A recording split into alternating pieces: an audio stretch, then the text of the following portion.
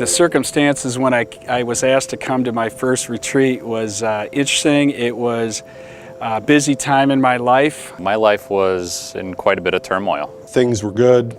I'd say I was more of a Sunday Catholic. I wasn't in search of anything, and I thought I was fine. I had had 4 DUIs and 5 marriages throughout my lifetime. My life right before I came to Emmaus, I would say it was fine. I think deep down I was looking for a more spiritual connection. Are there other people like him that are excited? Because I was looking for people who are excited about their faith. But something about that final request to come to St. Paul's finally made sense to me. And I just really, truly wanted to try something new, something exciting. I had heard about it. A lot of men had asked me to come to it, and I just wanted to experience it for myself. I don't know what I was looking for. They invited me to the retreat, but they were a little bit reticent to tell me what it was all about. I don't know that I knew the questions. I'm not real sure what I was expecting. I was running out of excuses not to say yes. I really didn't know what the retreat was all about. I didn't know what to expect, to tell you the truth.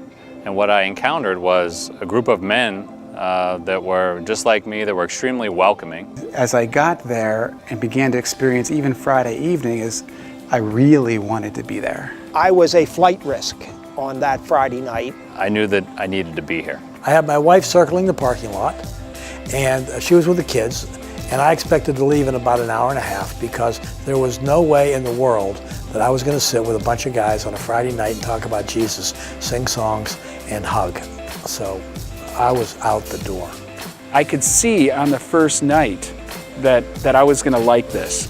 I would say it's probably the most accepting, welcoming group of guys I've ever been with. So I said, hey guys, I don't want to be here. I'm not a guy's guy. I'm not any of these things that you guys are. I wish I were, but I'm not. And they all applauded and thanked me for my honesty. And that changed it. And I called my wife and said, I think I'm going to spend the night. Men being actually genuinely interested, and it was an open environment that made me really feel welcome. And I really recognized that, you know what, this guy doesn't look like me, but we have the same problems. As I gave it more time and gave it more of myself, I felt the connection that I think I was looking for. It really gave me a sense of comfort to know that there were other men there that were a little nervous about coming to a place like this, like I was. I knew I was no longer alone. Here it's just so simple. It's just you, your brothers.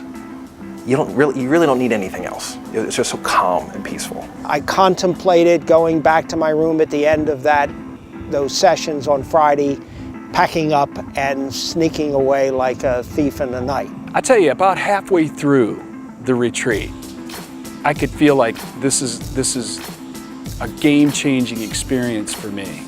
It almost sounds crazy to me to say it, but I was blessed so greatly at that moment that it has never left me. There are certain things that hit those buttons that make me think, wow, this is really touching my soul. The lie we tell ourselves as men, I believe, is that we can do this by ourselves. We're on the walk alone, and it's a sign of weakness to ask for help. And I used to think that way. And now I'm thinking, why would I try to walk the road alone when there's so many guys who can help and support? What changed upon the Emmaus weekend was that I finally felt awake. When I left Sunday, I realized that whether I wanted it or not, I was now a member of a very special group. I just really appreciated the way everybody treated me and everybody went about their business. I enjoyed the camaraderie of the brothers, how they took care of everybody, their needs and everything, and it just really fascinated me, made me want to come back. My wife said, what happened? They noticed a change for the better. And I felt so blessed, so grateful, that I felt called to give the gift to others. Sunday, when the retreat was wrapping up, I was on this incredible high, and I couldn't believe it. It was everything I was hoping for, and then more. Geez, on Sunday night when the retreat was wrapping up, I was absolutely on fire. It's amazing to think that within a 36 or 48 hour time frame, your life can change. Coming to Emmaus is a place where wherever you're at, you will be met. Maybe you don't even believe in God. Maybe you have questions. Maybe that's where you are in your faith journey, right at the beginning point. Maybe you're a very solid man of faith. How can you make that faith deeper? Come to Emmaus. I'd say the one reason I'd ask anybody to come is really the fellowship. In 36 or 48 hours, you can actually change your life. And there's not many places that you can say that about.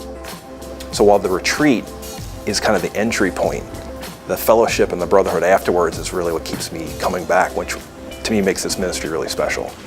There's much to be gained by sticking your head out of the cave or out of that environment. As much as you put in, you get out. I'm still thirsting, I'm still learning, I'm still hungry to go back for more and more. Come and experience this. This is an experience. Why not? Give it a try. What are you missing? What do you have to lose? If you have problems right now that seem overwhelming to you, and you go to an Emmaus retreat, you're going to find other men that have the same problems as you, and you're going to listen to them talk about the solutions that they found through other men and through Christ.